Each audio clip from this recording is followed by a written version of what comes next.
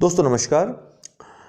आज के इस वीडियो में हम बहुत महत्वपूर्ण वीडियो है। इसमें भारतीय संविधान के अति महत्वपूर्ण परीक्षा उपयोगी जो प्रश्न हैं जो भी आते हैं वो सब आपके सॉल्व हो जाएंगे और आपको याद भी हो जाएगा। कन्फ्यूजन्स भी काफ़ी जो रहती हैं अनुच्छेदों के मध्य वो भी आपकी इस वीडियो के माध्यम से दूर होगी। तो देर मत करिए, लाइक करिए सबसे पहले, ताकि हमको लगे कि आपको हमारा यह वीडियो पसंद आया, और जितना हो सके शेयर करें ताकि ज़्यादा से ज़्यादा लोग इसका लाभ ले सके। देखिए, ज्ञान बांटने से बढ़ता है, इसलिए हमेशा जहां हो सके बांटने का काम किया करिए।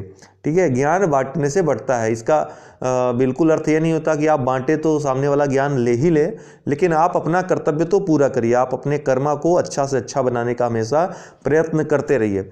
तो संघ का नाम और राज्य क्षेत्र अनुच्छेद 1 में आता है। तो हम शुरू कर रहे हैं, तो जो महत्वपूर्ण अनुच्छेद हैं उनको हम कोट करते जाएंगे। अनुच्छेद 1 से लेकर के 4 तक भाग 1 के अंतर्गत आता है। भाग 1 में क्या है? संघ और उसका राज्य क्षेत्र। तो अनुच्छेद 1 में क्या है? अनुच्छेद 1 में संघ का नाम और उसका राज्य क्षेत्र है। बताया गया है कि भारत को क्या कहा गया है? भारत को भारत कहा गया है और इंडिया कहा गया है। कहा गया है भारत अर्थात इंडिया राज्यों का संघ होगा। क्या होगा? राज्यों का संघ होगा। ये राज्यों का संघ जो है दोस्तों, ये अमेरिका से अलग है। अमेरिका में क्या है? जो राज्य हैं और जो संघ है अर्थात केंद्र जो है, उनके मध्य समझौता हुआ है। उस समझौते का परिणाम है वो राष्ट्र। लेकिन भारत में जो संघ है, जो राज्य है, वो संघ से या केंद्र से चिपके हुए हैं। अर्थात राज्यों को केंद्र से अलग नहीं किया जा सकता, संघ से अलग नहीं किया जा सकता, वो चिपके हुए हैं। इसका अर्थ यह हुआ। तो ये अनुच्छेद 1 में, भाग 1 के अनुच्छेद 1 में आता है।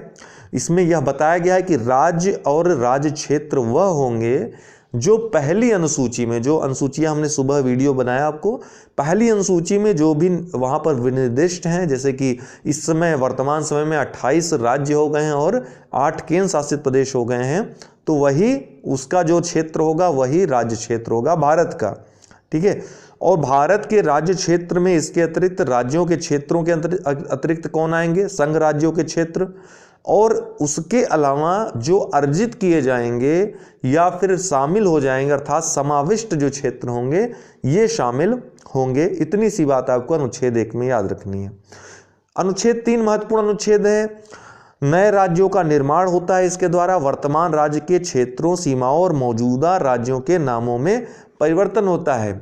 जो कश्मीर को और लद्दाख, जम्मू कश्मीर और लद्दाख को 2 केंद्र शासित प्रदेश बना दिया गया, परिवर्तन कर दिया गया, जो इसी अनुच्छेद के तहत किया गया। ठीक है, अनुच्छेद 3 के अंतर्गत ही प्रक्रिया जो है वही अपनाई गई। इसमें संसद साधारण बहुमत का प्रयोग करती है। आपको बता दें कि भाग 1 में किसी भी अनुच्छेद में संशोधन करने के लिए जो अधिकार हैं वो संसद के पास हैं, और संसद के पास जो अधिकार है उसकी एक प्रक्रिया दी हुई है, एक प्रोसेस है। वो प्रोसेस क्या है आपको बता दूं। जैसे अनुच्छेद 3 हो गया, इसमें प्रोसेस क्या होगा कि इससे संबंधित जो विधेयक लाया जाएगा राष्ट्रपति की सिफारिश पर ही लाया जाएगा। पहली बात यह है, इससे संबंधित राष्ट्रपति की जो सिफारिश होगी इसको राज्यों को भिजवाया जाएगा, राज्य विधानमंडल में भिजवाया जाएगा। जो संबंधित राज्य है या राज्य हैं, एक से अधिक अगर राज्य हैं तो उनके विधानमंडल को भिजवाया जाएगा। उस विधानमंडल को विचार के लिए कुछ समय दिया जाएगा। उस निश्चित समय में यदि विचार करती है तो ठीक, नहीं करती है तो भी ठीक। मतलब इनका विचार महत्व नहीं रखता है। ये अगर मना भी कर देते हैं तो इसको, या कोई सिफारिश करते हैं तो संसद मानने के लिए बाध्य नहीं है। तो इनसे जब वापस आएगा, लौटेगा, तो संसद के पटल पर रखा जाएगा, जहां पर साधारण विधेयक के द्वारा, साधारण बहुमत के द्वारा, आप याद रखिएगा, यहां पर साधारण बहुमत का प्रयोग किया जाएगा संशोधन करने के लिए, नए राज्यों का निर्माण करने के लिए। तो अनुच्छेद 3 यह साधारण बहुमत की बात करता है।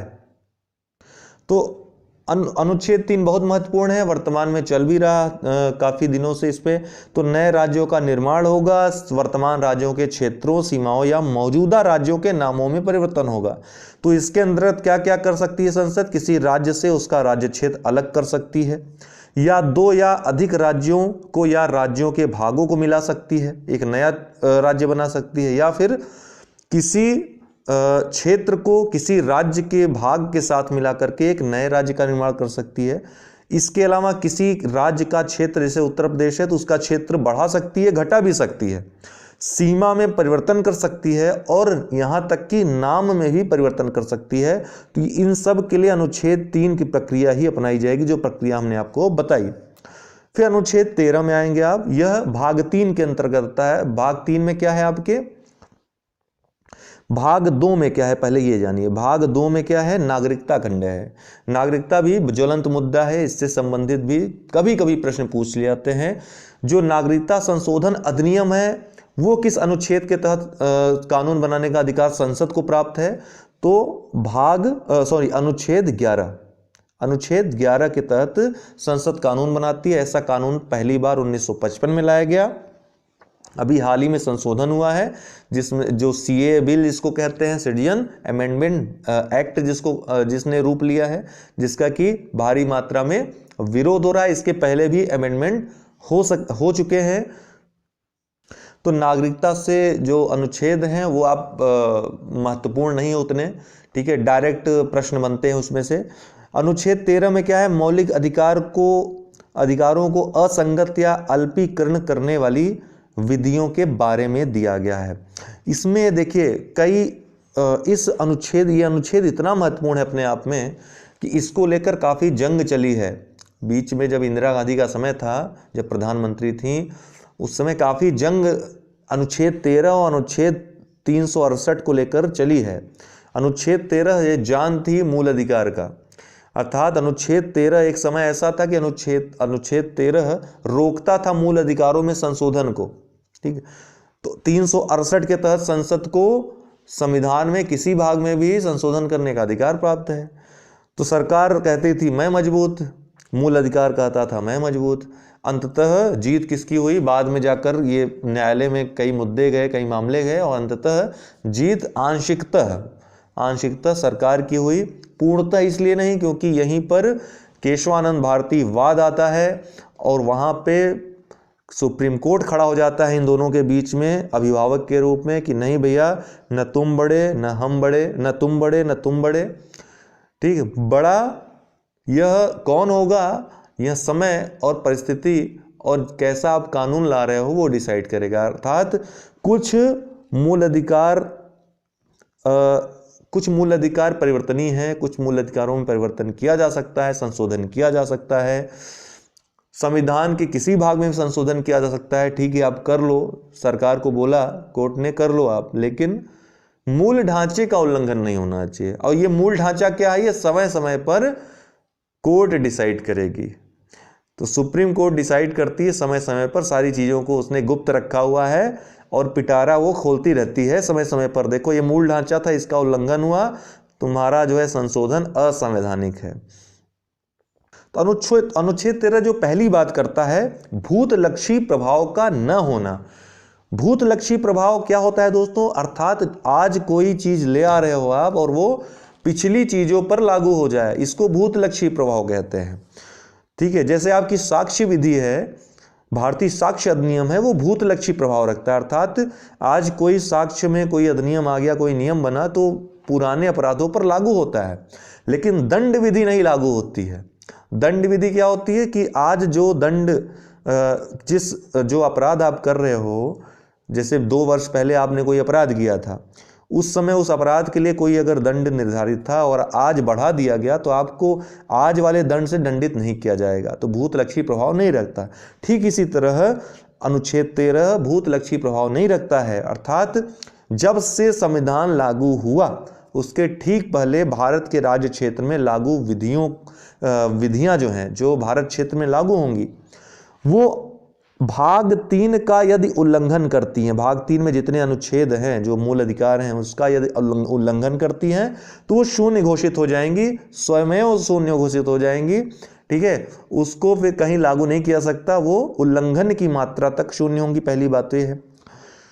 दूसरी बात जो कही गई कि राज्य कोई ऐसी विधि नहीं बनाएगा, ऐसा कानून नहीं बनाएगा जो मूल अधिकारों को छीनती है या फिर उनका अल्पीकरण करती है। अगर ऐसा कोई कानून बनाती है, राज्य बना देती है मान लीजिए, तो जहां तक वह उल्लंघन करेगी या छीनेगी या अल्पीकरण करेगी, उस उल्लंघन की मात्रा तक वह शून्य होगी, वो शून्य घोषित हो जाएगी, असंवैधानिक घोषित हो जाएगी। इसी में आपका एक पृथक्करण का सिद्धांत आ जाता है। पृथक्करण मतलब जैसे एक कानून बनाया संसद ने, मान लीजिए, पृथक्करण का सिद्धांत आपके मेंस के लिए भी अनिवार्य है। पृथक्करण मतलब अलगाव, अलग क्या, कानून। जैसे एक कानून बनाया गया, ठीक है, सरकार द्वारा एक कानून लाया गया, इस कानून के कुछ दो तीन अंश, मान लीजिए 2 अंश हैं, ए और बी, ठीक। तो ए पार्ट मान लीजिए मूल अधिकारों का उल्लंघन कर रहा है, लेकिन बी वाला पार्ट नहीं कर रहा है, तो ए वाला पार्ट असंवैधानिक हो जाएगा, शून्य घोषित हो जाएगा, बी वाला आप लागू कर सकते हो, ठीक है ना। इसी तरह एक और सिद्धांत है, आच्छादन का सिद्धांत बोलते हैं। आच्छादन का सिद्धांत, आच्छादन का सिद्धांत है कि जो अवैध घोषित हो जाते हैं, जो कानून आज अवैध घोषित हो गए हैं, समय परिस्थिति के अनुसार हो सकता है कि आने वाले समय में ये वैध हो जाएं। इसका मतलब है कि जो अवैध घोषित विधियां होती हैं वो समाप्त नहीं होती, बल्कि सुसुप्त हो जाती हैं, सो जाती हैं। भविष्य में जरूरत पड़ने पर संशोधनों के द्वारा उनको पुनः लागू किया जा सकता है। इसको आच्छादन का सिद्धांत कहते हैं। तो पृथक्करण का सिद्धांत और आच्छादन का सिद्धांत, इन दोनों में आप फर्क समझिएगा, बस यही फर्क है। काफी लंबी बहस है 368 और 13 को लेकर के, अगर हम उसमें बात करेंगे तो बहुत लंबी कहानी हो जाएगी, एक पूरा वीडियो उसके ऊपर बनाना पड़ेगा।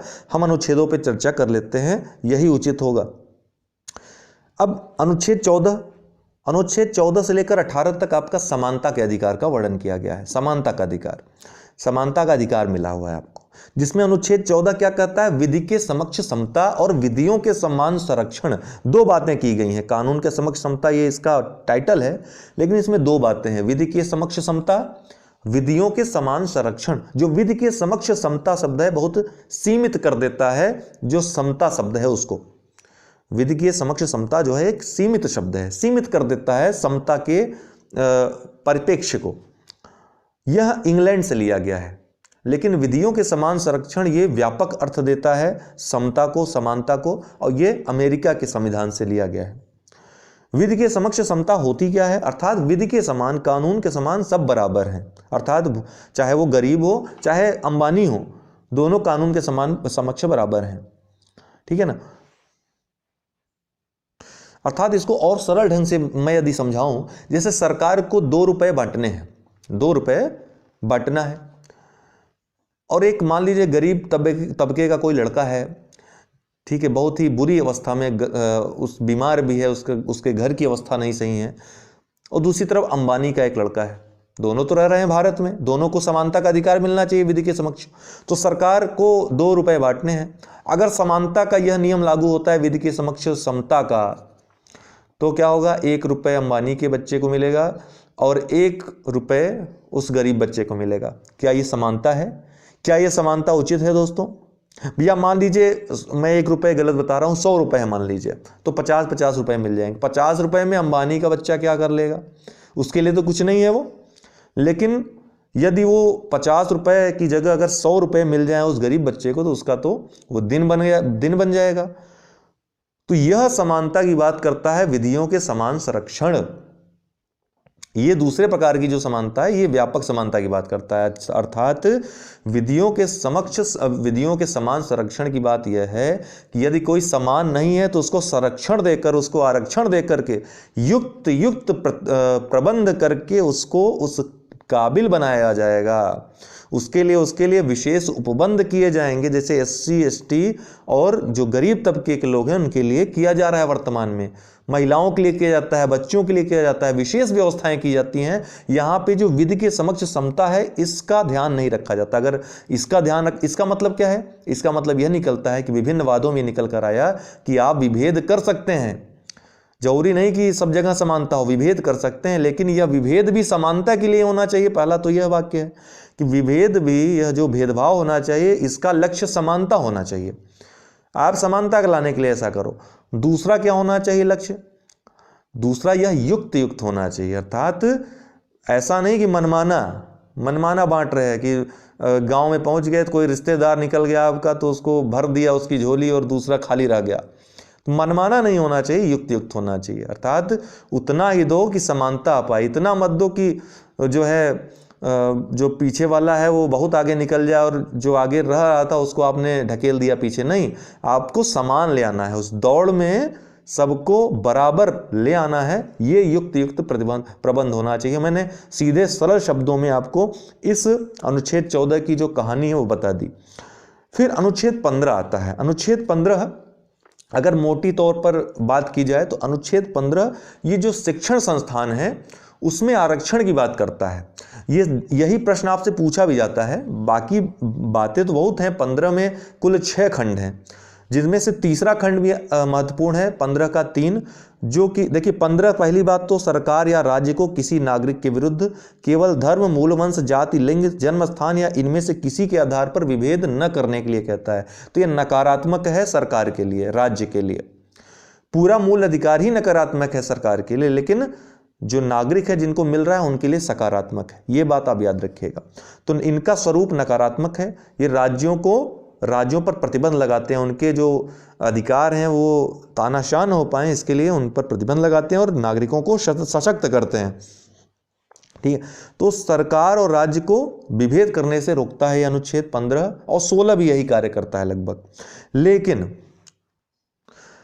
15(3) के अनुसार जो महिलाएं हैं और बच्चे हैं उनके लिए आप विशेष उपबंध कर सकते हैं, वहां पर आप युक्त विभेद कर सकते हैं उनको आगे ले आने की। इसी तरह जो 15(4) है, चौथा खंड जो है, खंड भी याद रखना है, SC, ST और सामाजिक व शैक्षणिक पिछड़ों हेतु विशेष उपबंध करता है, उनके लिए विशेष उपबंध की बात करता है। 15 का 5 बहुत महत्वपूर्ण है, जो कि शैक्षिक, चाहे वो निजी संस्थान हो चाहे सरकारी संस्थान हो, शैक्षिक संस्थान है उसमें SC, ST, OBC के लिए विशेष उपबंध या आरक्षण का उपबंध करता है। अभी हाल ही में जो नया संविधान संशोधन हुआ, 103वां संविधान संशोधन, जिसमें आर्थिक दृष्टि से पिछड़ों को आरक्षण की बात की गई, वो 15(6) में ये 6वां खंड अभी जोड़ा गया हाल ही में। अनुच्छेद 16 की बात की जाए तो यह भी विभेद की बात करता है, राज्य विभेद नहीं करेगा, अवसरों में विभेद नहीं करेगा। तो ये सरकारी नौकरियों से संबंधित है एक प्रकार से, राज्य जो नियोजन में है उसमें भेदभाव नहीं करेगा, लेकिन भेदभाव कर सकता है। कब कर सकता है? जब कोई नागरिक पिछड़ा हो। जैसे तीसरा जो है इसका खंड जो 16 का 3 जो है कहता है कि कोई राज्य अपने निवासियों हेतु विशेष उपबंध कर सकता है। जैसे आप देखेंगे कई राज्य जो हैं वहाँ पर आप फॉर्म नहीं भर सकते हैं, यूपी बिहार वाले फॉर्म नहीं भर सकते, वहाँ पे वहीं के लोग फॉर्म भर सकते हैं। या फिर कोई ऐसा प्रतिबंध लगा देंगे कि बाहर वाले केवल 10% आरक्षण रहेगा, बाहर वालों की एज कम रहेगी, यहाँ वालों की एज ज़्यादा। तो युक्त प्रबंध उपबंध कर सकते हैं, ये संवैधानिक रहेगा, ठीक, अपने राज्य के नागरिकों को आगे बढ़ाने के लिए। दूसरा, पिछड़े नागरिकों हेतु आरक्षण की व्यवस्था, अर्थात जो 16 का 4 जो है, 16 का जो चौथा खंड है वो पिछड़े नागरिक जो पिछड़े हैं उनके लिए आरक्षण की बात करता है, लेकिन यह पिछड़ापन जो है वो परिभाषित नहीं किया गया है। ये एक महत्वपूर्ण बात है। इसमें कहा गया कि अगर सरकारी नौकरियों में अपर्याप्त प्रतिनिधित्व है किसी जाति का तो या किसी वर्ग का, तो उसको आरक्षण दिया जा सकता है, मनाही नहीं है।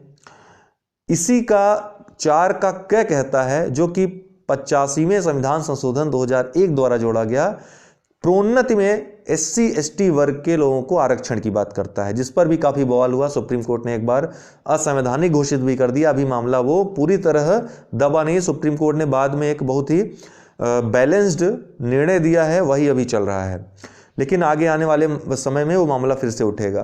तो 4 के क में प्रोन्नति में SC, ST आरक्षण की बात है, जो कि 85वें संविधान संशोधन 2001 में जोड़ा गया। अब 4 के ख में क्या जोड़ा गया? 4 का ख भी बहुत महत्वपूर्ण है, ये बैकलॉग भर्ती की बात करता है। 81वें संविधान संशोधन 2001 16 का खंड 4 का ख क्या कहता है? बैकलॉग भर्ती, अर्थात यदि इस वर्ष जैसे 5 सीट है SC की और 5 खाली रह गई, या फिर 50 सीट है तो 20 भर पाई, 30 खाली रह गई, तो इसको अगले वर्ष जोड़ा जा सकता है, अगले वर्ष की भर्ती में, और यह 50% की मात्रा का उल्लंघन नहीं माना जाएगा। ठीक, ये महत्वपूर्ण बात है। और 16 का 6 जो जोड़ा गया अभी EWS वालों को, अर्थात आर्थिक पिछड़ों को, 16 के खंड 6 को जोड़ करके 10% आरक्षण दे दिया गया है। फिर आएंगे अनुच्छेद 17 में अस्पृश्यता का उन्मूलन की बात करता है। अस्पृश्यता को अपराध बताता है, ये नागरिकों और राज्य दोनों के विरुद्ध मिला हुआ है। न तो नागरिक अस्पृश्य की अस्पृश्यता कर सकते हैं, किसी के साथ भेदभाव कर सकते हैं, न तो राज्य। अनुच्छेद 18, इस अनुच्छेद के अंतर्गत उपाधियों का अंत किया गया है, लेकिन सेना और शिक्षा के क्षेत्र में दी गई उपाधियां उनके क्षेत्र में किए गए विशेष कार्य के लिए दिया गया सम्मान है, ऐसा सुप्रीम कोर्ट के निर्णय में आया। ठीक है, सरकार ने एक बार रोक दिया था इसको, लेकिन बाद में पुनः इसको प्रारंभ कर दिया गया दूसरी सरकार के द्वारा। इंदिरा गांधी सरकार ने रोका था इसको, मोरारजी देसाई आए इसको, इंदिरा गांधी सरकार इसको दे रही थी, मोरारजी देसाई ने बंद कर दिया, फिर इंदिरा गांधी आई है, फिर स्टार्ट हो गया। सुप्रीम कोर्ट ने निर्णय दिया कि जो सेना और शिक्षा है उसमें उपाधियां दी जा सकती हैं। दोस्तों, ये सेना और शिक्षा वाला तो जुड़ा ही हुआ है अनुच्छेद 18 में। जो विवाद की मैं बात कर रहा था वो विवाद है आपके भारत रत्न और जो पद्म सम्मान है, पद्म पुरस्कार है, उससे, जैसे पद्मश्री हो गया, पद्म भूषण हो गया, पद्म विभूषण हो गया, उससे संबंधित विवाद था। ये सरकार दे रही थी, उसको मोरारजी देसाई सरकार ने रोक दिया। ठीक है, अनुच्छेद 18 के उल्लंघन के आधार पे। बाद में इंदिरा गांधी सरकार ने फिर इसको स्टार्ट कर दिया, मामला कोर्ट गया, सुप्रीम कोर्ट का निर्णय आया इस संदर्भ में कि ये जो भारत रत्न है या पद्म पुरस्कार है, ये पुरस्कार हैं, ये किसी के जीवन में जो उपलब्धियां हैं उसके हेतु उसको पुरस्कार दिया जा रहा है, और यह नाम जो ये पुरस्कार है इसको अपने नाम के साथ उपाधि के रूप में नहीं जोड़ा जा सकता है। ठीक, अनुच्छेद 18 में उपाधियों का अंत किया गया है, लेकिन सेना और शिक्षा में छूट दी गई है। वहाँ पर आप जैसे शिक्षा में आप डॉक्टर लगा देते हैं, प्रोफेसर लगा देते हैं, सेना में जनरल लगा देते हैं या फिर ब्रिगेडियर लगा देते हैं, तो ये लगा सकते हैं, इसमें छूट है। अनुच्छेद 19 की बात करें तो अव्यक्त की स्वतंत्रता के बारे में कुछ अधिकारों का संरक्षण है। यहाँ पे अव्यक्त की स्वतंत्रता दी गई है अनुच्छेद 19 में। इसके अलावा कुछ और स्वतंत्रताएं दी गई हैं, लेकिन इसमें प्रतिबंध भी है। आप पूरी तरह स्वतंत्र नहीं, आप अव्यक्त की स्वतंत्रता के नाम पे किसी को गाली नहीं दे सकते हैं, किसी के साथ अभद्रता नहीं कर सकते हैं, किसी की जमीन पर जाकर के अधिग्रहण, उसमें जो है कब्जा नहीं कर सकते हैं, अवैध कब्जा नहीं कर सकते हैं, तो वहीं तक कर सकते हैं जहां पर उचित हो। अनुचित होगा तो उसके लिए दंड है। ठीक है, उसके लिए मूल अधिकार नहीं है। अनुच्छेद 19(1) का जो क है उसके अंतर्गत ही आपका जो है वो आता है, प्रेस की स्वतंत्रता आती है, सूचना का अधिकार इन्हीं के अंतर्गत आता है। अनुच्छेद 20 की बात करें दोस्तों तो अपराधों के लिए दोष सिद्धि के संबंध में संरक्षण।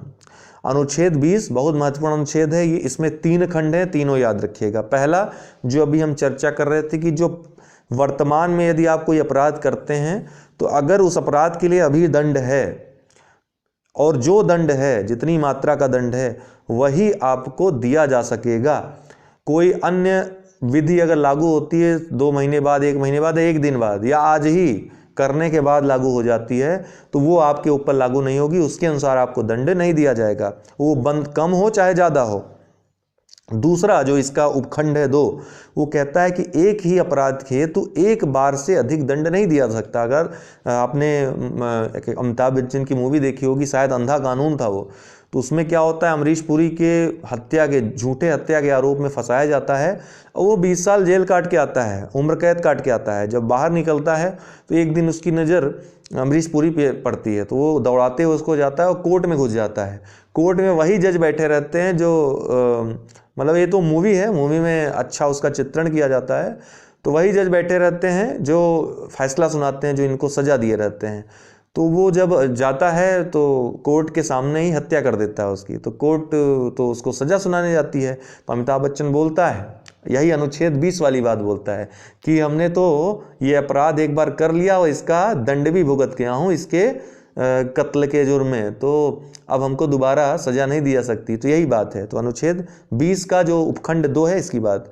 20 का उपखंड 3 क्या कहता है, अपने विरुद्ध साक्षी हेतु बाध्य, अर्थात आपको अपने ही खिलाफ गवाही नहीं दिलाई जा सकती है, अर्थात आपको बाध्य नहीं किया जा सकता है कि आप अपने खिलाफ गवाही दो। तो 20 का 3 ये कहता है, 3 बातें हैं। फिर अनुच्छेद 21 है प्राण और दैहिक स्वतंत्रता का संरक्षण। इसमें यह बहुत ही व्यापक अगर कहा जाए तो अनुच्छेद 21 और अनुच्छेद 32 तो आपके मूल अधिकारों का संरक्षण करता है। अनुच्छेद 21 की व्याख्या में लगातार सुप्रीम कोर्ट विभिन्न मामलों में इसमें ऐड करता है कि ये अधिकार भी इसके अंतर्गत आएगा, निद्रा का अधिकार भी आएगा, ठीक है, और निजता का अधिकार भी आएगा। पर्यावरण, अच्छी सांस लेने का, अच्छी वायु लेने का अधिकार आएगा। तमाम अधिकारों को इसमें परिभाषित किया गया है। अनुच्छेद 20 और 21 के बारे में एक बात तो है दोस्तों कि अनुच्छेद 20 और 21 ही ऐसे दो अनुच्छेद हैं, ऐसे दो प्रावधान हैं मूल अधिकारों के अंतर्गत जो जब आपातकाल लागू होता है तो ये दोनों जो है छीने नहीं जा सकते, अर्थात ये दोनों अक्षुण्ण बने रहते हैं, ये दोनों अधिकार किसी भी दशा में छीने नहीं जा सकते हैं। फिर अनुच्छेद 22 क्या कहता है दोस्तों? अनुच्छेद 22 कहता है कुछ दशाओं में गिरफ्तारी और निरोध से संरक्षण। तो कुछ दशाओं में गिरफ्तारी और निरोध से संरक्षण है। अगर आपकी गिरफ्तारी कर ली जाती है तो आपको 24 घंटे के अंतर्गत मजिस्ट्रेट के पास ले जाया जाएगा, ठीक है, शीघ्र अतिशीघ्र।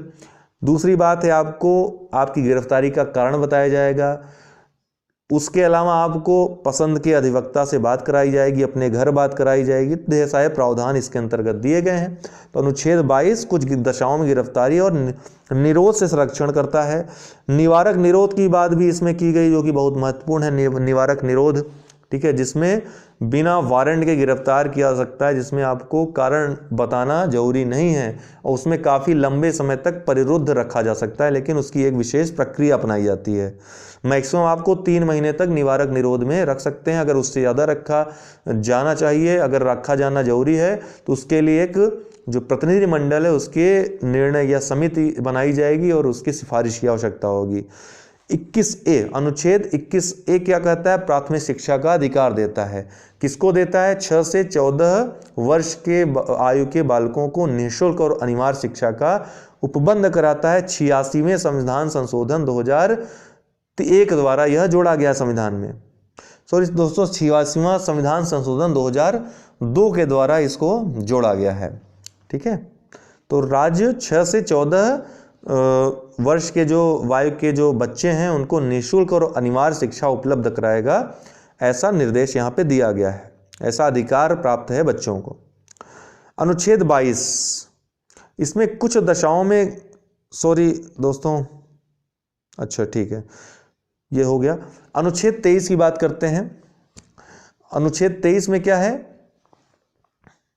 मानव के दुर्व्यापार और बलात्श्रम का प्रतिषेध, अर्थात किसी यहीं से बधुआ मजदूरी को अवैध घोषित किया गया इसी अनुच्छेद के बल पर, ठीक। एक प्रकार से यह शोषण के विरुद्ध अधिकार, शोषण के विरुद्ध अधिकार आपका अनुच्छेद 23 और 24 में है, याद रखिएगा, शोषण के विरुद्ध अधिकार है। तो शोषण के विरुद्ध अधिकार में अनुच्छेद 23 में क्या है? मानव का दुर्व्यापार नहीं हो सकता है, अर्थात जैसे इसमें स्मगलिंग वगैरह जो आती है और जो महिलाओं को, बच्चों को उनका व्यापार होता है, अवैध व्यापार होता है, बच्चों का अपहरण करके व्यापार करते हैं, ये सभी इसमें आता है। या फिर मजदूरों का व्यापार होता है, बलात् श्रम कराया जाता है, ये सब का प्रतिषेध अनुच्छेद 23 के अंतर्गत किया गया है। अनुच्छेद 24 में महत्वपूर्ण बात एक है, अनुच्छेद 24 यहाँ लिखना रह गया। तो अनुच्छेद 24 में क्या है? ये 24 जो 14 वर्ष से कम आयु के बालक हैं उनका कारखानों और जो खतरनाक कार्य हैं उनमें नियोजन नहीं, ऐसा अधिकार देता है कि उनको यहाँ पर नियोजित नहीं किया सकता या फिर उनका नियोजन नहीं किया सकता है। 14 वर्ष से कम आयु के बालकों से काम नहीं कराया जा सकता है, ठीक। इसके लिए कानून भी बनाया गया है, बाल अधिकार संरक्षण कानून बनाए गए हैं।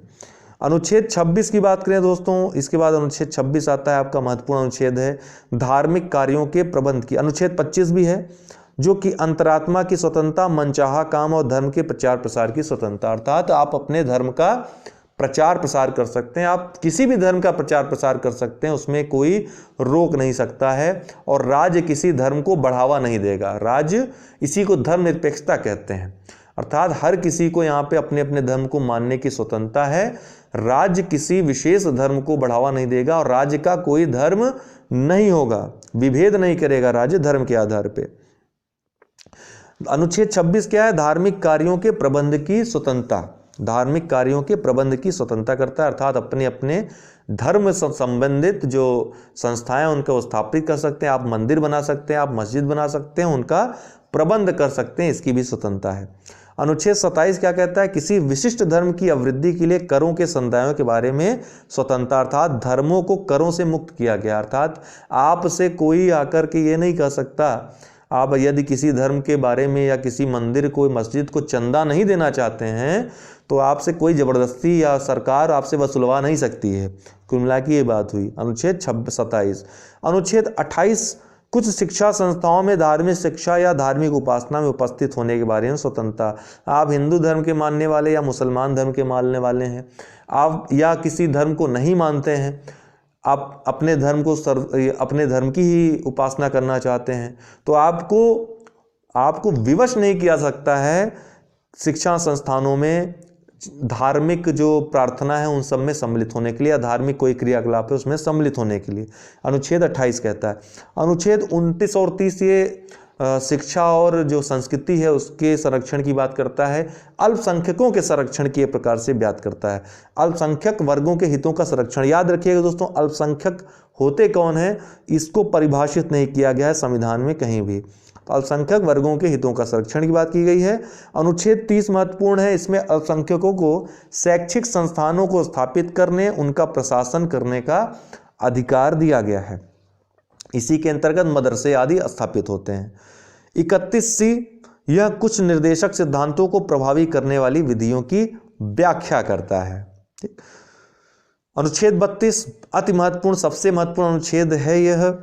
इसी अनुच्छेद को बाबा साहब भीमराव अंबेडकर ने संविधान की आत्मा कहा है।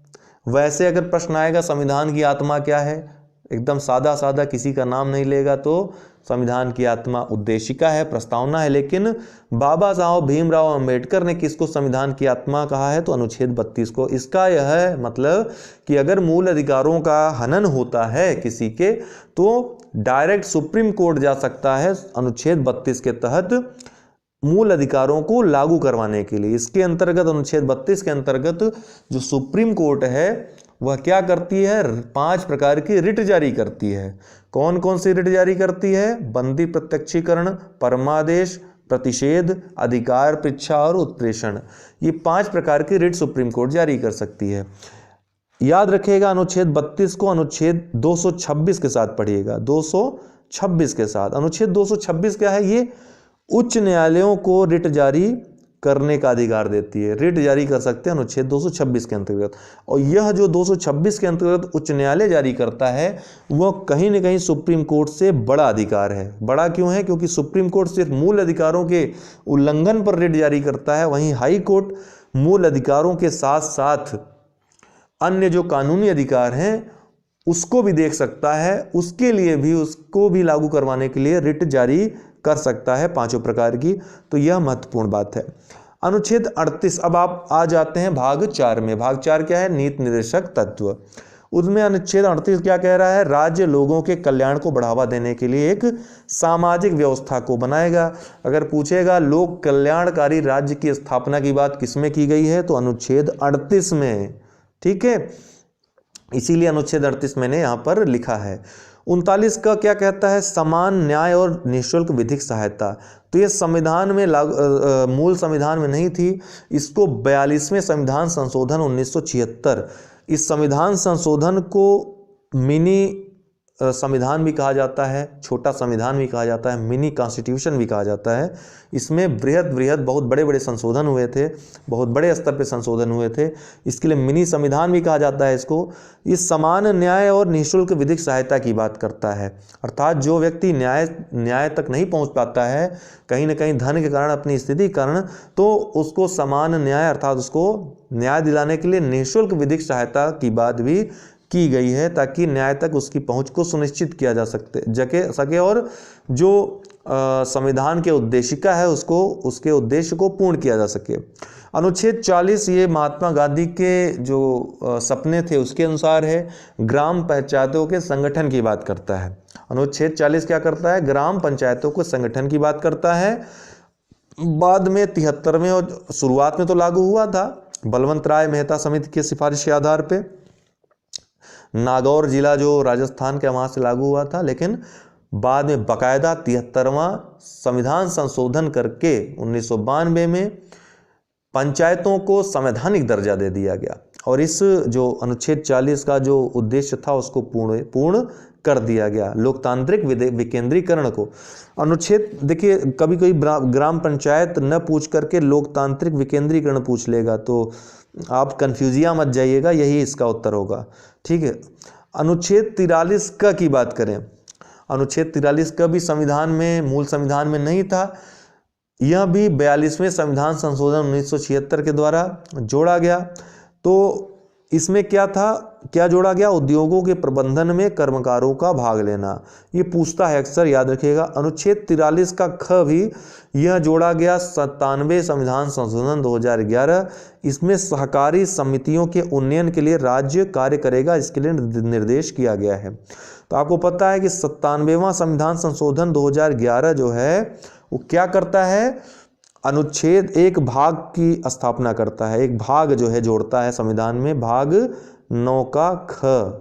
भाग 9 क्या है, पंचायत है। भाग 9 का क क्या है, नगर पालिका। भाग 9 का ख क्या है, सहकारी समितियां। इस तरह सहकारी समितियां अब संवैधानिक हो गया, संवैधानिक दर्जा दे दिया गया है। तो 43 ख में सहकारी समितियों का उन्नयन ये भी जोड़ा गया है। अनुच्छेद 44 ये क्या कहता है, अनुच्छेद 44 नागरिकों के लिए एक समान नागरिक संहिता की बात करता है, जिसकी चर्चा अक्सर उठती रहती है। तो समान नागरिक संहिता की बात करता है, कॉमन सिविल कोड की बात करता है। अनुच्छेद 45 क्या है, 6 साल के से कम उम्र के बच्चों के लिए अनिवार्य शिक्षा का प्रावधान करता है। अनुच्छेद 45 क्या कहता है, 6 साल से कम उम्र के, ये बहुत महत्वपूर्ण है दोस्तों। हर जगह आपको 6 से 14 मिलेगा वर्ष, लेकिन यहाँ पे 6 साल है। तो कभी कभी लोग कन्फ्यूजिया आकर इसको भी सब में सम्मिलित कर लेते हैं, ये अलग कह रहा है। 6 साल से कम उम्र के बच्चों के लिए अनिवार्य शिक्षा का प्रावधान यह करता है। एक प्रकार से प्री स्कूलिंग की बात ये कह रहा है। अनुच्छेद 46 क्या करता है, अनुसूचित जाति, अनुसूचित जनजातियों और अन्य कमजोर वर्गों के शैक्षिक और आर्थिक हितों को बढ़ावा देना। इसी के अंतर्गत जो विभिन्न स्कूलों में आपको छात्रवृत्तियां दी जाती हैं, इसी अनुच्छेद के अंतर्गत दी जाती हैं। ठीक है, याद रखिएगा। अनुच्छेद 48 का क ये भी अति महत्वपूर्ण है, आपके पर्यावरण और वन संरक्षण से जो वन्य जीव अधिनियम वगैरह बना है, इसी के अंतर्गत बना है, याद रखिएगा ये बतिया आप। ठीक है, 48 का क ये कब जोड़ा गया, 42वें संविधान संशोधन 1976 के द्वारा। इसमें पर्यावरण का संरक्षण तथा संवर्धन और वन तथा वन्य जीवों की रक्षा की बात की गई है। गौ रक्षा अगर पूछ लेगा, गौ रक्षा, तो वो भी इसी में। ठीक है, कार्यपालिका से न्यायपालिका को अलग किया जाना, ये किसमें है, पृथक्करण का सिद्धांत। अनुच्छेद 50 पृथक्करण का सिद्धांत। किससे पृथक्करण, कार्यपालिका को न्यायपालिका से अलग किया गया है, कार्यपालिका को न्यायपालिका से अलग किया। अनुच्छेद 51 की बात करें तो अंतर्राष्ट्रीय शांति और सुरक्षा को बढ़ावा देना, यह अनुच्छेद 51 में है। अनुच्छेद 51 के क में क्या है, तो ये भाग 4 का क जोड़ा गया, भाग 4 का क जोड़ा गया। कब जोड़ा गया, स्वर्ण सिंह समिति की सिफारिश पर भाग 4 का क जोड़ा गया संविधान में। यह इसके द्वारा 10 मूल कर्तव्यों को जोड़ा गया। फिर आपका 86वां संविधान संशोधन 2002 द्वारा बच्चों को, जो 6 से 14 वर्ष के बच्चे, उनको शिक्षा उपलब्ध कराने को माँ बाप का कर्तव्य के रूप में 11वां कर्तव्य जोड़ा गया। तो अब कुल 11 कर्तव्य हो गए हैं अनुच्छेद 51A के अंतर्गत। फिर आते हैं आप जो भाग 5 है, संघ। संघ बहुत बड़ा है, लेकिन जो महत्वपूर्ण अनुच्छेद उस पर चर्चा कर लेते हैं। अनुच्छेद 54 राष्ट्रपति के निर्वाचन की बात करता है। क्या कहता है अनुच्छेद 54, ये निर्वाचक मंडल कौन होगा राष्ट्रपति को चुनने के लिए, तो कौन होगा, संसद के दोनों सदनों के निर्वाचित सदस्य, अर्थात मनोनीत सदस्य नहीं होंगे। लोकसभा के निर्वाचित सदस्य, एक जो एंग्लो इंडियन का होता है वो इसमें भाग नहीं लेता है। इसी तरह अब तो एंग्लो इंडियन भी नहीं होगा, जो संशोधन अभी हुआ है, तो अब एंग्लो इंडियन समुदाय का कोई प्रतिनिधि अब नहीं आएगा, सब चुनकर ही आएंगे। तो राष्ट्रीय निर्वाचन में जो अब भाग लेंगे वो केवल जो चुन कर आए लोग रहेंगे, चाहे वो संसद लोकसभा के लोग हों, चाहे राज्यसभा के हों। जो मनोनीत होते हैं राज्यसभा में 12, वो भाग नहीं लेते हैं राष्ट्रपति के निर्वाचक मंडल में। लेकिन याद रखिएगा, लेकिन क्यों कह रहा हूं, लेकिन ये जो मनोनीत सदस्य हैं, ये राष्ट्रपति को हटाने में जो महाभियोग की प्रक्रिया होती है उसमें भाग ले सकते हैं। ठीक, दूसरी बात है कि इसमें इनके अलावा राज्य विधानसभाएं जो हैं उनके निर्वाचित सदस्य होते हैं। विधानसभा हमने इसलिए क्यों बोला, विधान परिषद के सदस्य चाहे निर्वाचित हों चाहे मनोनीत हों भाग नहीं ले सकते, तो केवल राज्य विधानसभाओं के निर्वाचित सदस्य भाग लेंगे। इसके अलावा दिल्ली और पुदुचेरी, पांडिचेरी जो है ये राज्य न होकर केंद्र शासित प्रदेश हैं, लेकिन यहाँ पे विधानसभा की व्यवस्था है, तो विधानसभा के जो वहाँ के सदस्य हैं निर्वाचित जो हैं वो भी भाग ले सकेंगे, ठीक है ना। अब दिल्ली और पुदुचेरी के अलावा कश्मीर राज्य भी आप जोड़ लीजिए, कश्मीर के भी जो विधानसभा होगी उसके जो सदस्य होंगे वो भी इसमें भाग ले सकेंगे, क्योंकि आपको पता है जम्मू कश्मीर और लद्दाख 2 नए केंद्र शासित प्रदेश बने, जिसमें जम्मू कश्मीर विधानसभा वाला केंद्र शासित प्रदेश रहेगा, ठीक है। फिर अनुच्छेद 55 में राष्ट्रपति के निर्वाचन कैसे होंगे उसकी रीति बताई गई है। तो सबसे पहली बात याद रखना है कि राष्ट्रपति का निर्वाचन कराता कौन है, तो कराता है चुनाव आयोग। इससे संबंधित जो विवाद होंगे उनका निपटान करेगा सुप्रीम कोर्ट, उसका निर्णय पहला और अंतिम होगा, सर्वमान्य होगा, चुनौती नहीं दी जा सकती है। और इसके अलावा निर्वाचन कैसे होगा, तो प्रत्यक्ष चुनाव के आधार पर न होकर के आनुपातिक प्रतिनिधित्व, एकल संक्रमणीय मत व गुप्त मतदान प्रणाली अपनाई जाती है, ठीक है। अनुच्छेद 61 की बात करें तो राष्ट्रपति पर महाभियोग चलाने की प्रक्रिया की बात करता है। अनुच्छेद 61 क्या कहता है, राष्ट्रपति पर महाभियोग कैसे लगेगा उसको चलाने की प्रक्रिया की बात करता है, बहुत महत्वपूर्ण है यह। अनुच्छेद 61 के पहले 60 वाला जान लीजिए कि अनुच्छेद 60 जो है राष्ट्रपति के शपथ की बात करता है। राष्ट्रपति का शपथ जो अनुसूची 3 है उसमें न उल्लिखित होकर के राष्ट्रपति, उपराष्ट्रपति और राज्यपाल का शपथ के बारे में अलग से संविधान में वर्णन है। तो अनुच्छेद 60 में राष्ट्रपति के जो राष्ट्रपति का शपथ है उसका वर्णन किया गया है, जिसका एकमात्र आधार अर्थात केवल एक आरोप पर आप राष्ट्रपति को हटाने का संकल्प ले आ सकते हो, अर्थात अभियोग महाभियोग की क्रिया आरंभ हो सकती है, और वह है आधार संविधान का अतिक्रमण। आधार क्या होना चाहिए, संविधान का अतिक्रमण। यह अधिकार केवल संसद को है, अर्थात जो निर्वाचक मंडल में विधानसभा के जो निर्वाचित सदस्य हैं दिल्ली, पुदुचेरी, कश्मीर कहीं के भाग नहीं लेंगे, केवल संसद के दोनों सदनों के जो भी सदस्य हैं चाहे निर्वाचित हो चाहे मनोनीत वही इस महाभियोग की क्रिया में भाग लेंगे। लेकिन इसके साथ लेकिन इसलिए बोल रहा हूँ क्योंकि महाभियोग कह तो दिया गया है, लेकिन इसको जो है लागू करना, महाभियोग द्वारा राष्ट्रपति को हटाना, वो कहते हैं ना कि जमीन खोद करके आसमान तक सीढ़ी बनाने की बात लगती है। क्यों? क्योंकि पहली बात तो 14 दिन पूर्व जब आरोप आप लगाएंगे, प्रस्ताव ले आएंगे, किसी भी सदन में लाया जा सकता है प्रस्ताव। आप क्या मतलब संसद के सदस्य लाएंगे, आप नहीं ला सकते हैं, संसद के सदस्य ले आएंगे, तो इस प्रस्ताव या आरोप को 14 दिन के पहले राष्ट्रपति को नोटिस देनी पड़ेगी, पहली बात। इसके अलावा इस प्रस्ताव को संसद के कम से कम 1/4 सदस्यों द्वारा इस पर हस्ताक्षर होना चाहिए। इसके अलावा जब ये भी हो गया तो कुल सदस्यों का 2/3 बहुमत किसी भी सदन में जब जिसमें ले जाया जाएगा पहले तो 2/3 बहुमत से पास होना चाहिए, फिर दूसरे सदन में जाएगा वहां भी 2/3 बहुमत से पास होना चाहिए। तो 2/3 बहुमत मिलना ही बहुत कठिन है, तो इसलिए यह बहुत सबसे जटिल प्रक्रिया है। इसके अलावा राष्ट्रपति अपना पक्ष भी रख सकता है या फिर अपने प्रतिनिधि को भेज सकता है, यह भी व्यवस्था की गई है, ठीक है ना।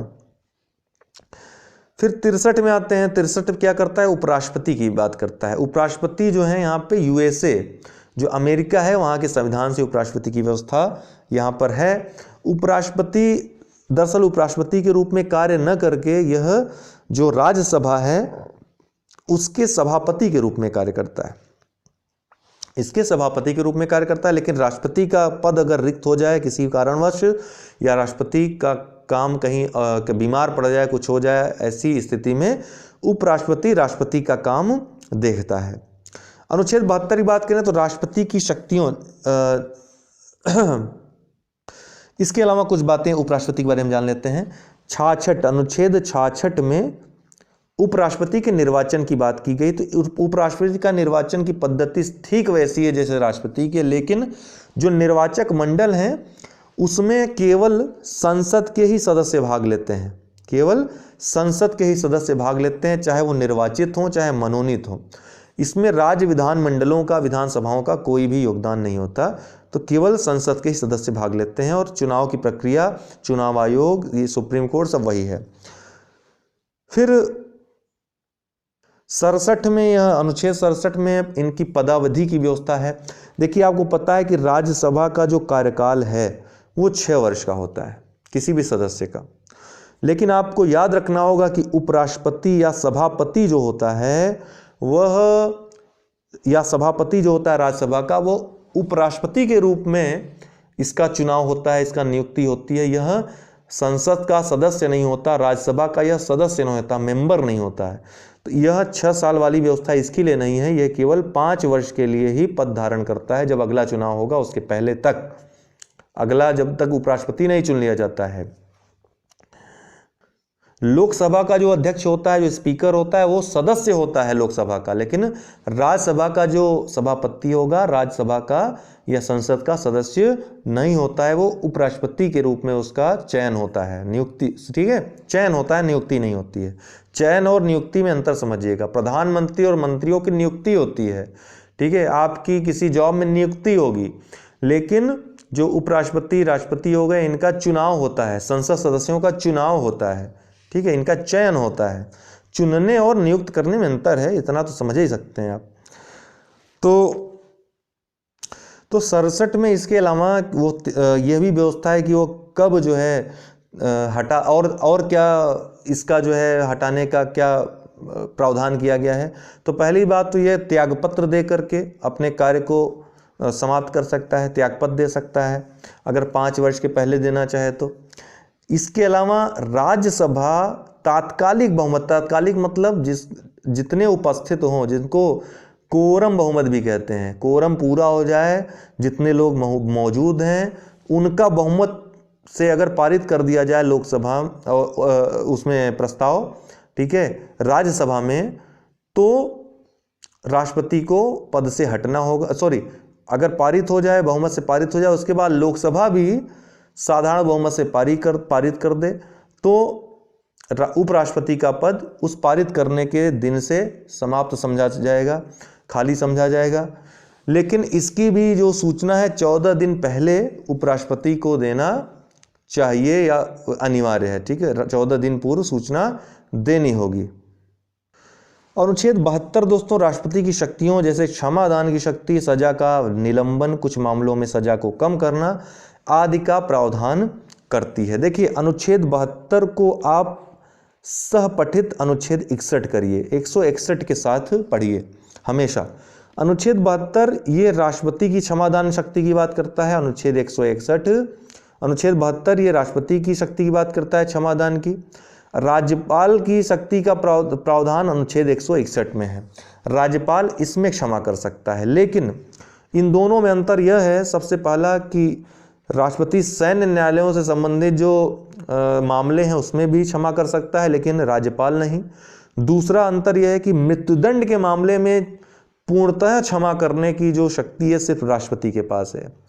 मृत्युदंड के मामले में पूर्णतः क्षमा नहीं कर सकता है राज्यपाल, वह कम कर सकता है सजा की प्रकृति को और या फिर उसकी मात्रा को, अर्थात मृत्युदंड को वह आजीवन कारावास में बदल सकता है, बस इतना कर सकता है, लेकिन राष्ट्रपति पूर्णतः क्षमा कर सकता है। तो इस तरह से इसमें जो है 5 चीज़ें आती हैं। पहला तो क्षमा कर दे, पूर्णतः क्षमा कर दे, ठीक है, पूर्णतः क्षमा कर देगा तो वो अपराधी हमेशा के लिए दोष मुक्त हो जाएगा, सारे दोषों से मुक्त हो जाएगा। इसके अलावा प्रविलंबन कर दे, प्रविलंबन या विलंबन जिसको कहते हैं, विलंब का मतलब देर होना, तो देर करना, जानबूझकर देर कर दे। जैसे फांसी किसी की है सजा, तो उसने राष्ट्रपति के पास क्षमादान के लिए भेजा, तो राष्ट्रपति ने विलंब कर दिया, काफी रोक दिया, चलो इतना दिन जी लो। तीसरा क्या है? विराम। तीसरा क्या है? विराम। विराम मतलब सजा को कम करना, सजा को कम करना, अर्थात सजा की मात्रा को भी कम करना, सजा की प्रकृति को भी कम करना। जैसे 2 वर्ष की कठोर सजा, 2 वर्ष की कठोर कैद किसी को मिल जाए। कठोर कैद और साधारण कैद में अंतर समझते होंगे। जो चक्की पीसिंग वाला जो है वो कठोर वाला दंड है, ठीक है। साधारण दंड मतलब जाकर आराम से साधारणतः रह लीजिए, आपसे ज़्यादा काम नहीं लिया जाएगा, वो साधारण है। तो 2 वर्ष का कठोर कारावास अगर है तो कठोर कारावास को साधारण कारावास में बदल दिया जाए, 2 वर्ष को 1 वर्ष में कर दिया जाए, तो इसको विराम कहेंगे। अर्थात मात्रा में भी कमी हो गई और प्रकृति में भी कमी हो गई। वहीं जो तीसरी चीज आती है, चौथी चीज आती है परिहार आता है। परिहार क्या होता है? इसमें सजा की मात्रा में कमी कर दी जाती है, सजा की मात्रा में। अर्थात 2 वर्ष का कठोर कारावास है तो यह 1 वर्ष का कठोर कारावास हो जाएगा। तो प्रकृति तो कठोर ही रही लेकिन मात्रा चेंज हो गई। जो 5वां और अंतिम आता है लघुकरण, लघुकरण कर सकता है। लघुकरण में क्या है कि प्रकृति बदल जाती है और मात्रा जो है नहीं बदलती है, जिससे प्रकृति बदल जाएगी। प्रकृति मतलब जैसे 2 वर्ष का कठोर कारावास है तो 2 वर्ष का यह साधारण कारावास हो जाएगा। तो कठोर से सरल हो गया, कठोर से सरल हो गया, तो यह क्या हुआ? लघुकरण इसको कहेंगे। तो ये 5 चीजें हैं। इनमें से जो पूर्णतः क्षमा है वो केवल राष्ट्रपति कर सकता है, बाकी सब राज्यपाल को अधिकार मिले हुए हैं 161 के तहत। अनुच्छेद 74 क्या कहता है? अनुच्छेद 74 बहुत महत्वपूर्ण है, मंत्रिपरिषद की बात करता है। इसमें मंत्रिपरिषद में प्रधानमंत्री भी आते हैं, ठीक है। प्रधानमंत्री मंत्रिपरिषद के प्रधान होंगे, ऐसी बात की गई है पहले में। दूसरा उपखंड में कहा गया है कि सलाह, जो राष्ट्रपति है मंत्रिपरिषद के सलाह से कार्य करेगा। और मंत्रिपरिषद ने राष्ट्रपति को क्या सलाह दी, ठीक है, और सलाह दी कि नहीं कोई कानून बना, तो यह 137 के अंतर्गत न्यायिक पुनरावलोकन के अंतर्गत नहीं आ सकता। अर्थात उसको आप चुनौती नहीं दे सकते उच्चतम न्यायालय में, ठीक है। इसको संरक्षण प्राप्त है। 44वां संविधान संशोधन 1978 के द्वारा दोस्तों जो सलाह है मंत्रिपरिषद की उसको मानना राष्ट्रपति के लिए बाध्यकारी कर दिया गया। तो इस तरह से राष्ट्रपति कभी निरंकुश नहीं हो सकता, इस सलाह को मानने के लिए बाध्य कर दिया गया है राष्ट्रपति को, मंत्रिपरिषद की सलाह को। तो 74 में इतनी बातें हैं। 75 में क्या है? मंत्रियों के बारे में अन्य उपबंध हैं। अन्य उपबंध मतलब इसमें नियुक्ति कैसे होगी, अर्थात प्रधानमंत्री व जो मंत्री हैं उनकी नियुक्ति कौन करेगा? प्रेसिडेंट करेगा, राष्ट्रपति करेगा। और ये प्रधानमंत्री और जो मंत्री हैं ये प्रसाद पर्यंत पद धारण करेंगे। प्रधानमंत्री की नियुक्ति सबसे पहले राष्ट्रपति करेगा, फिर प्रधानमंत्री अब कहेगा कि इतने लोग मंत्री बनने चाहिए, ठीक है, राष्ट्रपति को सलाह देगा और राष्ट्रपति इनको भी नियुक्त करेगा। तो प्रधानमंत्री और मंत्री जो हैं नियुक्त होते हैं राष्ट्रपति के द्वारा, प्रसाद पर्यंत नियुक्त होते हैं। प्रसाद पर्यंत मतलब इनको नियुक्त भी करेगा राष्ट्रपति और हटाएगा भी राष्ट्रपति, ठीक। प्रधानमंत्री सहित लोकसभा की जो मंत्रिपरिषद में जो मंत्रियों की संख्या है यह इसका निर्धारण हो सके, अर्थात मिनिमम जो गवर्नमेंट है उसका जो रूल है फॉलो हो सके, इसके लिए एक संविधान संशोधन लाया गया। उस संविधान संशोधन को याद रखिएगा, 91वां संविधान संशोधन 2003। इसके द्वारा यह तय कर दिया गया जो मंत्रियों की संख्या होगी वो लोकसभा की या फिर विधानसभा में, अगर है विधानसभा में तो विधानसभा की 15% से अधिक की नहीं होगी, अर्थात 15% से अधिक नहीं हो सकती। अर्थात अगर 50 मान लीजिए 50 जो है संख्या है किसी भी सदन की, लोकसभा की मान लीजिए 50 संख्या या 500 है, तो इसका 15% कितना होगा निकाल लीजिए। उतनी ही संख्या जो है उतने ही संख्या मंत्रियों की हो सकती है, यह निर्धारित कर दिया गया, ठीक है। इसके अलावा जो है इसमें जो उपबंध है सामूहिक उत्तरदायित्व का उपबंध इसमें किया गया है, अर्थात जो लोकसभा जो मंत्रिपरिषद होगी वो सामूहिक उत्तरदायी होगी लोकसभा के प्रति उत्तरदायी होगी सामूहिक रूप से। अर्थात यदि एक मंत्री का कोई प्रस्ताव गिर जाता है तो पूरी सरकार गिर जाती है, पूरी गवर्नमेंट गिर जाती है। इसको सामूहिक उत्तरदायित्व का सिद्धांत कहते हैं। अर्थात विश्वास खो दिया समझ लो लोकसभा में, अर्थात जब पास नहीं हो इसका मतलब विश्वास खो गया, बहुमत खो गया। तो अगर बहुमत किसी का नहीं है तो वो कैसे सरकार में रह सकता है? तब ये लोकतंत्र के सिद्धांतों के, चुनाव के सिद्धांतों के एकदम विपरीत हो जाएगा, यही बात है। इसके अलावा पद और गोपनीयता की शपथ की बात की गई, लेकिन ये शपथ का प्रारूप अनुसूची 3 में दिया गया है। ठीक है, संविधान की अनुसूची 3 में, जो अनुसूची हमने सुबह आपको पढ़ाई थी कल। 6 माह तक सदस्यता की बात की, अर्थात 6 माह की सदस्यता का यहाँ पर प्रावधान किया गया है। अर्थात कोई भी व्यक्ति जो किसी भी सदन का सदस्य नहीं है वो मंत्री बन सकता है, वो मंत्री बन सकता है। बाहर से उठाकर किसी व्यक्ति को आप मंत्री बना सकते हो, लेकिन मंत्री बनने के 6 माह तक उसको किसी भी, चाहे लोकसभा चाहे राज्यसभा, यही चीज विधान यहाँ है आपके राज्य में लागू होती है, किसी भी सदन का विधान परिषद या विधानसभा का सदस्य उसको हो जाना चाहिए। हर जगह तो विधान परिषद नहीं है, यूपी जैसे राज्यों में जहाँ विधान परिषद है वहाँ पर किसी भी एक सदन का सदस्य हो सकता है। इससे आपके योगी जी और केशव प्रसाद मौर्य ये दोनों लोग क्या हैं, विधान परिषद के सदस्य हैं, विधायकी नहीं लड़ी इन्होंने, सांसद थे दोनों लोग। लेकिन देखिए ये नहीं थे, इनको 6 महीने के अंदर अंदर विधान परिषद का सदस्य या विधानमंडल का सदस्य होना पड़ा। तो यही बात है, ये मोटी मोटी बात है, आप लोग जानते भी होंगे, लेकिन याद रखिएगा। फिर अनुच्छेद 76 में भारत के महान्यायवादी की बात की गई है, भारत के महान्यायवादी की बात की गई है, अटॉर्नी जनरल ऑफ इंडिया की बात की गई है। तो दोस्तों यह जो है, जो भारत का महान्यायवादी होगा, यह वही व्यक्ति बन सकेगा जो न्यायाधीश, सुप्रीम कोर्ट का न्यायाधीश बन सकता है। उसकी योग्यता रखने वाले किसी भी व्यक्ति को राष्ट्रपति नियुक्त कर सकता है महान्यायवादी के पद पर। यह सबसे बड़ा विधिक अधिकारी होता है भारत सरकार का, और विधिक सलाहकार भी होता है। यह राष्ट्रपति के प्रसाद पर्यंत पद धारण करता है, अर्थात राष्ट्रपति जब चाहे इसको हटा भी सकता है। और इसको अर्थात देश के किसी भी न्यायालय में सुनवाई का अधिकार है, किसी भी न्यायालय में इस सुनवाई का इसको अधिकार है, कहीं भी ये जाकर के केस लड़ सकता है, अर्थात भारत सरकार का पक्ष यह रख सकता है। फिर राष्ट्रपति को जानकारी देने आदि के लिए प्रधानमंत्री के कर्तव्य, इसके पहले 77वां भी याद ही रख लीजिए, जो कहते हैं ना राष्ट्रपति स्टाम्प है सरकार का, तो ये 77 वाले अनुच्छेद में ही कहा गया है। 77 अनुच्छेद कहता है भारत का राष्ट्रपति स्टाम्प है सरकार का, अर्थात सरकार के सारे काम राष्ट्रपति के नाम से ही किए जाएंगे, यह 77 में कहा गया है।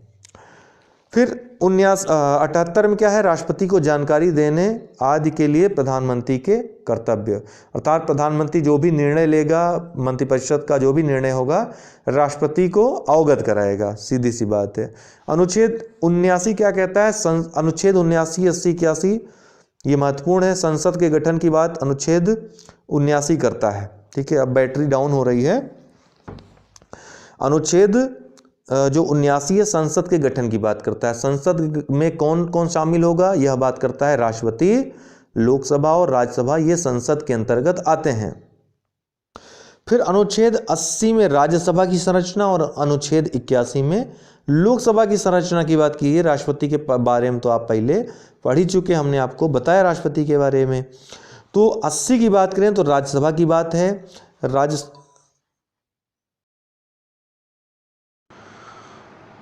दोस्तों आपको बताना चाहता हूं कि अनअकैडमी लर्निंग ऐप पर आप प्लस कोर्सेज सब्सक्रिप्शन ले सकते हैं। चाहे आप यूपी पीएससी की तैयारी की किसी भी एग्ज़ाम की तैयारी कर रहे हो, खंड शिक्षा अधिकारी, आरओ, यूपी पीसीएस या यूपी SSSC में लेखपाल या फिर अन्य जो वैकेंसीज आती हैं ग्रुप सी की, सब इंस्पेक्टर यूपीएसआई की तैयारी, मतलब कोई भी तैयारी आप उत्तर प्रदेश की कर रहे हैं या फिर यूपीएससी करना चाहते हैं, बीपीएससी करना चाहते हैं, एमपीपीएससी करना चाहते हैं, राजस्थान पे, मतलब कुछ भी आप यहाँ पे एनडीए करना चाहते हैं, जो भी आप A to Z कोर्स करना चाहते हो, सब्सक्रिप्शन यहाँ पर ले सकते हो। यहाँ पर सब्सक्रिप्शन का आपको दिया रहेगा प्लस सब्सक्रिप्शन, जैसे यूपी पीएससी, यूपी SSSC का सब्सक्रिप्शन लेना हुआ तो वहाँ पर जितना भी है आपको सब्सक्रिप्शन चार्जेस हैं वहाँ पर लिखे मिल जाएंगे। कंटिन्यू करने पे आपको यहाँ पर रेफरल कोड डालने के लिए आएगा, और रेफरल कोड में आपको UD10 यूज़ करना है। आप 1 साल या 2 साल या जितनी मंथ की आप लेना चाहते हो ले सकते हो, सब्सक्रिप्शन आपके ऊपर है। उतने समय के लिए वो मतलब वो जैसे आप UPPSC UPSSC सब्सक्रिप्शन ले रहे हैं तो ये आपकी सीट रिज़र्व हो जाती है। कोई भी क्लास, लाइव क्लास आई हुई या फिर आने वाली, वो आप ले सकते हैं। सबसे बढ़िया फ़ायदा यहाँ होता है कि एक टाइम लिमिट में, एक टाइम पीरियड में, निश्चित टाइम पीरियड में कोई सब्जेक्ट समाप्त होता है और आप कोई भी सब्जेक्ट पढ़ सकते हैं। ऑप्शनल हो या फिर GS के सब्जेक्ट हो, प्री मेंस सब कर सकते हैं। Quiz, test, doubt clearing session आप ले सकते हो किसी भी समय, ठीक है ना। तो ये आप चाहें तो ले सकते हैं। UD10 ये रेफरल कोड यूज़ करना मत भूलिएगा, क्योंकि तब आपको 10% डिस्काउंट मिल जाएगा, छूट मिल जाएगी आपको जो मूल्य रहेगा उसमें भी। और 1 वर्ष 2 वर्ष के आप सब्सक्रिप्शन चार्जेस अगर देखें तो 2 वर्ष का सब्सक्रिप्शन चार्ज लेना आपके लिए बहुत ही सही पड़ रहा है, सस्ता पड़ रहा है। तो आप जब भी लीजिए 2 वर्ष का लीजिए, मेरा ये सजेशन आपके लिए रहेगा। तो जो लोग ले चुके हैं ऑलरेडी वो हमको 9453775039 पे संपर्क कर लें, ठीक है। हम आपको इसके बारे में कोई भी अगर डाउट होता है तो हम आपको बताएंगे। बाकी अगर कोई आपके डाउट्स हों तो आप हमको बता सकते हैं। फ़िलहाल आज के लिए बहुत बहुत शुक्रिया, बहुत बहुत धन्यवाद।